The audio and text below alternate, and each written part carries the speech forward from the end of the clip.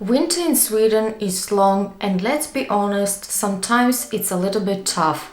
The days are dark, the days are long, we don't get enough daylight, let alone sunlight. In November and December, the darkest months of the year, the sunset is approximately at 2:30 p.m. And trust me, it gets really dark. The lack of sunlight and the lack of daylight definitely affects mood, energy levels, and overall well-being. Some people can develop seasonal affective disorder or SAD. It's a type of seasonal depression that people can develop due to lack of sunlight and daylight. While I'm not a doctor and I cannot verify if I ever had a SAD, I can definitely say that some of the winters have been affecting me really bad.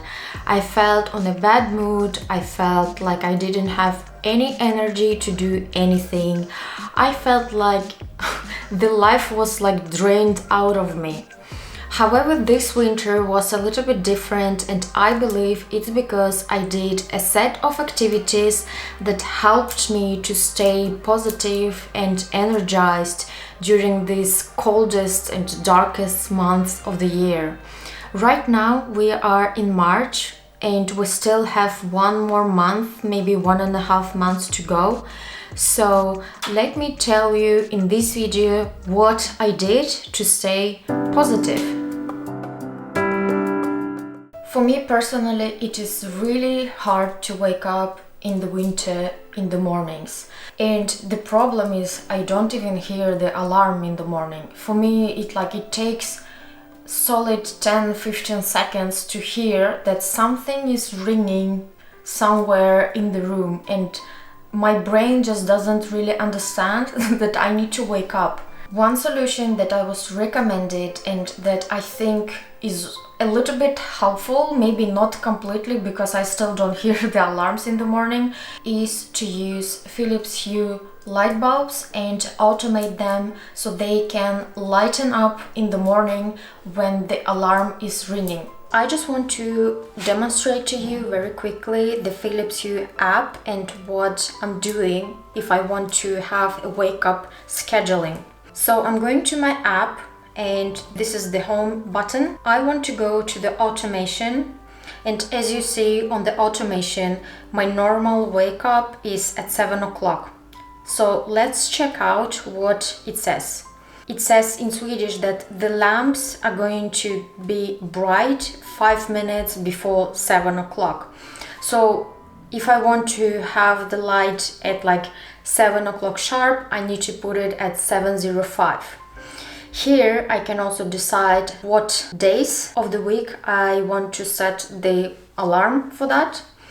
And I can also decide which of the lamps I want to incorporate into this automation. At the moment we have 2 lights. We also have an option to choose how this light is going to operate. So this will go from darker to the lighter, and the lightest will be 100%. For example, now it's 12:28 and I want the alarm to go at 12:30. So that means that I need to put it at 12:35. We will have to wait 2 minutes before it goes off, but I really want to show you how it will look like. I think this is so cool. It's such a cool invention that made my mornings a little bit easier, because again, it is very hard for me to wake up in the morning. So now it's 12:30 and the lamp turned on. Isn't that amazing? Oh my god! So as I mentioned, this can be one of the options on how you can wake up earlier during the winter. You don't always have to have Philips Hue lamps. They are quite expensive, I would say. So if you want, you can also find on Amazon lamps that are called sunrise alarm clock. It seems like there are many options, multiple options. So it's just up to you to decide what you like. I know that feeling when you do not want to do anything at all because you don't feel like you have enough energy due to lack of sunlight. But trust me, if you take your time to do physical activity regularly, you will feel so much better. There are multiple research studies, and I think it's everywhere on every podcast nowadays, where many researchers say that physical activity is really beneficial for you for multiple reasons. It's good for heart health, it's good for mobility, for flexibility, it reduces your stress, it reduces your anxiety, and also it reduces risk of depression. So take your time and find what physical activity you like. It doesn't have to be gym. Probably you want to take tennis classes, maybe you want to take dance classes, maybe you want to start with some martial arts or yoga or ping pong. It's some physical activity that you find enjoyable. Whether you feel energized in the winter or not, it is really important to have a well-balanced diet to give your body the nutrients that it needs. And I think it's a statement that is relevant for around the year, but I think during the winter it's extra important. So I would make sure to cook different types of food, so I would know that my body gets the vitamins and the vegetables that it needs. If, for example, I made pasta, I always made sure to have some salad with some nice ingredients.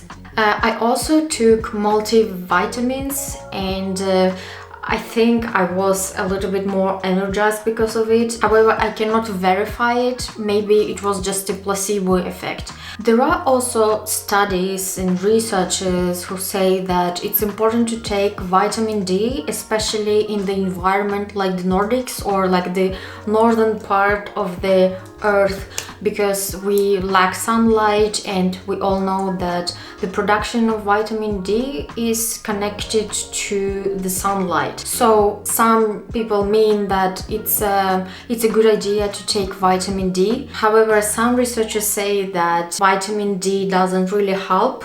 I think you need to decide for yourself if you want to take vitamins, vitamin D and stuff like that. But having a well-balanced food is important.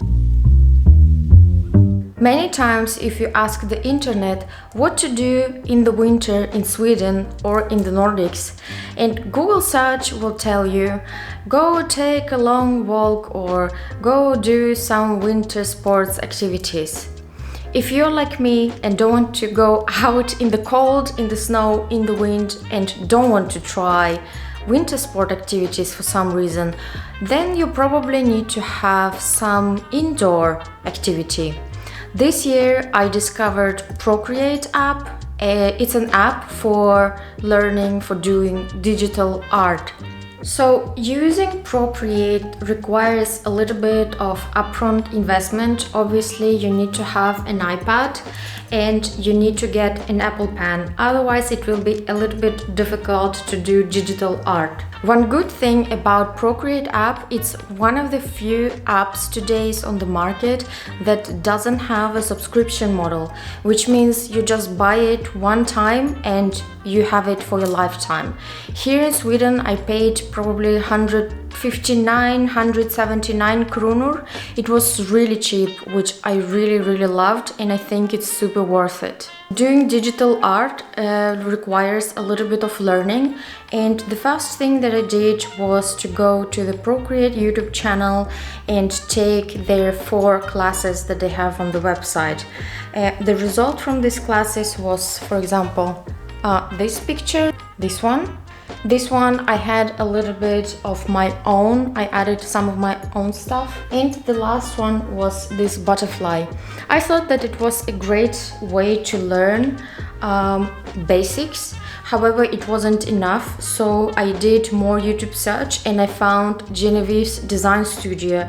She has really cool paintings and she tells, hey, what to do, how to do it, and why we do things the way we do. For example, one of the paintings that I did was this one. It's from Genevieve's design studio. I really loved painting this one. It was such a joy. Another of my favorite ones is this owl. I think it looks really cute. I'm not saying that it's a good quality, but I think for the first time maybe it's fine. Then right now I'm working on the panda. That's also from Genevieve's design studio. It's not done. Here she gave some tip on how to think about the lighting, the shadowing. And a few days I did even animation of chameleon. Look.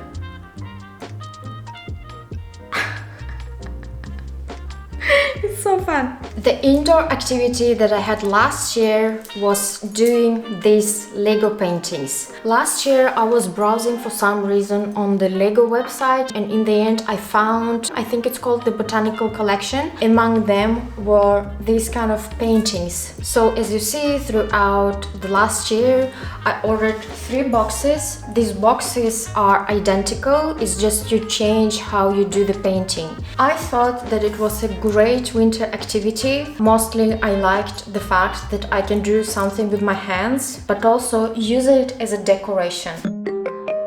Having 30, 60, 90 days challenges is a good way to distract your brain, to make it think about the challenge rather than the weather outside. You simply put a time frame for yourself and you make sure that you achieve that goal in that time frame. So you're basically focusing on acquiring a new skill or developing the skill that you already have. For example, this year I decided to do stretches for 30 days. I think that this challenge was very beneficial for me. One, because I didn't notice how 1 month passed, and second, because I really took my time to stretch my body, which I don't normally do every day. But because I set the challenge, I set the goal, and I said to myself 30 days, that's what's gonna happen, I really made sure to think about the challenge. And of course, it doesn't have to be like stretching. It can be, maybe you want to read a scientific article every day. Maybe you want also to do yoga every day. Maybe stretches every day. Maybe you want to run every day. Like, there are so many ways to do challenges, and they don't always have to be a physical activity challenge. Social interaction with people that you love, that you enjoy to be around with, helps a lot to cure and to reduce your anxiety and your sense of depression. It can make you feel happy and excited, especially if you're having plans for something. For example, tomorrow I'm going to meet my mother and probably her friend, and already today I'm so excited and I just cannot wait because we are going to IKEA and it's gonna be a fun day out. I understand that probably having a day out in IKEA is not the best, but you know, you try to find something that makes you feel happy. Even, you know, having a lunch or brunch or fika that is very popular here in Sweden helps a lot. Generally, this winter I probably didn't meet quite often with my friends and family, as often as I would like to, but at least I met a few times with some of my friends, and it was really nice because you can, you know, meet, gossip, catch up on something that is going on in our lives. With one of my friends, I even went out. We were like 2 couples. We had a cabin trip, which was also very nice. We tend to do the same tasks over and over again in our daily lives. Work, home, clean, cook, repeat, loop, and you're in the same loop over and over again, and I think it becomes sometimes a little bit uninspiring and boring. That's why I find personally it's a nice idea to get out from my normal environment. Maybe if I'm working from home, maybe I change from my room into the kitchen so I can see other 4 walls around me, so I change a little bit of scenery. Maybe, of course, it doesn't doesn't happen often, but maybe I can go to a cafeteria and work from there. And I know that changing your environment around you is not accessible to everyone, but if you are able to do that, I think it's really helpful. And of course, as I always say, changing your environment around you, it doesn't have to be that you have to change your physical location to do your work. Maybe you just need to have like a road trip, maybe with your friends. Like a few weeks ago, I had a road trip with my friends, and it was so nice and so refreshing. It almost felt like I was abroad, but I wasn't. I was here in Sweden. Maybe if you have means, maybe you can have a trip to a sunnier place. This thing probably will require a lot of planning and initial budget, but if you are able to do that, going to a sunny place during the winter is actually a very good idea, because you get to see the sunlight, you get to experience warmth, which is really nice and good for your health. So I guess it's up to you to decide how you want to change environment around you. You need to do this definition. So thank you very much for watching this video. I hope this was a little bit helpful. I don't mean that my tips are the ones that you have to use. I think every person needs to find what works best for him or for her to make it more enjoyable during the winter. If you have suggestions on how you try to beat winter darkness in Sweden or in the Nordics or in any other location, please let me know in the comments down below. Bye!